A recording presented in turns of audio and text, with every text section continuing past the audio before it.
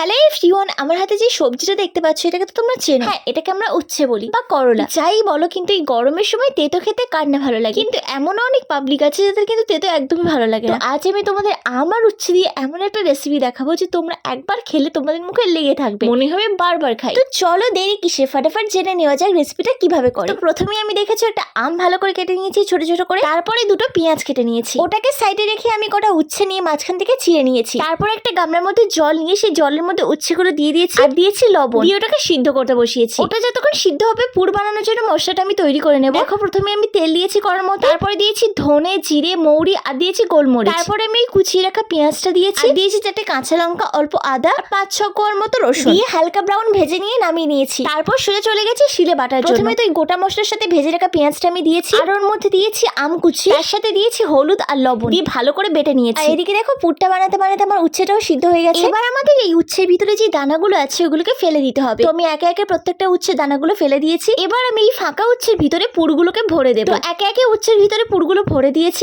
পুরগুলো ভরার পরে উচ্ছেটাকে তো বন্ধ করতে হবে, তার জন্য আমি সুতো ব্যবহার করেছি এখানে। সুতোটাকে ভালো করে ধুয়ে নিয়ে আমি উচ্ছের গায়ে ভালো করে জড়িয়ে বেঁধে দিয়েছি। তারপর সে চলে গেছে এটাকে ফ্রাই করার জন্য। তো দেখো আমি এখানে প্রথমে কড়ার মধ্যে তেল দিয়েছি, তারপর দিয়েছি লঙ্কার গুঁড়ো, হলুদ গুঁড়ো আর লবণ। এটা দেওয়ার কারণ হচ্ছে এতে উচ্ছেটা টেস্টি হয় খেতে, ভিতরে তো পুরটা টেস্ট আছে আর উচ্ছেটা তো উপর থেকে টেস্টি হতে হবে, তার জন্য আমি এগুলো দিয়েছি। তো আমি উচ্ছেটাকে 3 মিনিটের মতো মিডিয়াম ফ্লেমে ভেজে নিয়েছি। আর দেখো উচ্ছেটার লুকটা কিন্তু এরকমই আসবে। চলো আমার তো রেসিপি হয়ে গেছে, এবার তোমাদেরকে খেয়ে দেখাই যে এটা কিরকম টেস্টি হয়েছে। তোমরা জাস্ট লুকটা দেখো, পুরটা যখন বেরোচ্ছে, সত্যি বলছি গাইস এটা দিয়ে পুরো এক থালা ভাত খাওয়া হয়ে যাবে। কখনো বাড়িতে যদি ট্রাই করে দেখো তাহলেই বুঝতে পারবে, যারা উচ্ছে খায়ও না তারাও হাত চেটে খাবে। যাই হোক, ভিডিওটা ভালো লাগলে একটা লাইক করে দিও। বাই।